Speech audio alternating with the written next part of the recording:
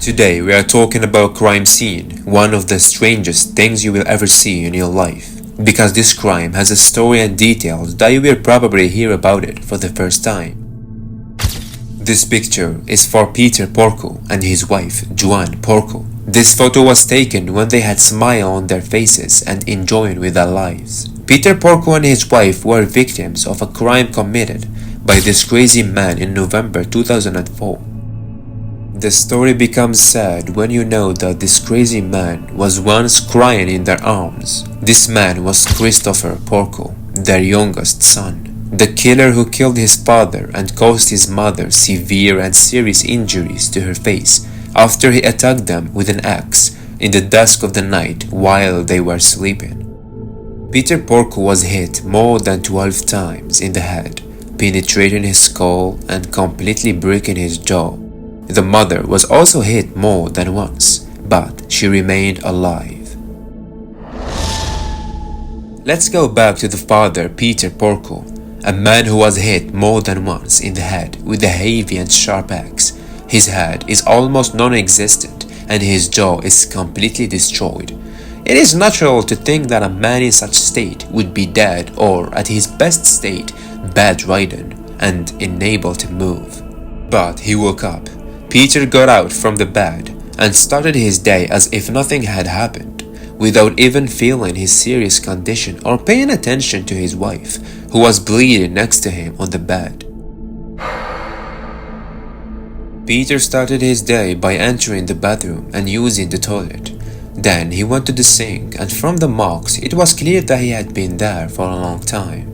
After he came out from the bathroom, from the marks on the wall, he was able to go downstairs to the kitchen, and apparently the view of the dirty dishes and plates did not like Peter, so he decided to wash them all. After he washed all the dishes, he went to the fridge, packed his lunch and put it in his bag to take it with him to work. Then he signed some checks to pay some of the fines his son had committed.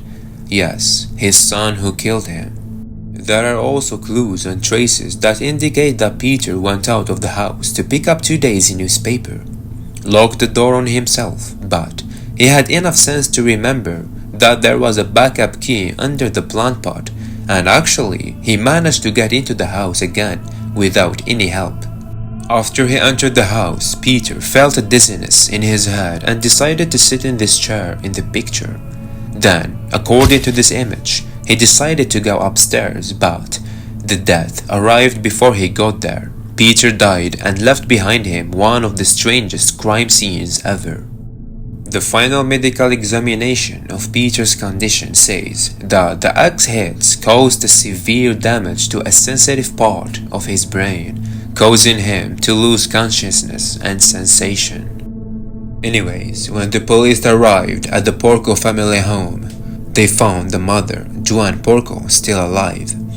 The policeman quickly asked her if she recognized the attacker, because the policeman thought it was her last moment and could be the last chance to hear her answer. With the suffering and the bleeding of the mother, she was able to answer and pointed the finger at her son, Christopher. Then she fell into a coma. With the investigation continued, the evidence indeed pointed to Christopher as the killer. The mother awoke from her coma, but this time she denied that the attacker could be her son and said that this evidence cannot be true. And this is a picture of the mother with her hand in the hand of her son, who attacked her as they were going to the courtroom for Christopher's trial, which ended with a life sentence because of the evidence that was completely clear on him.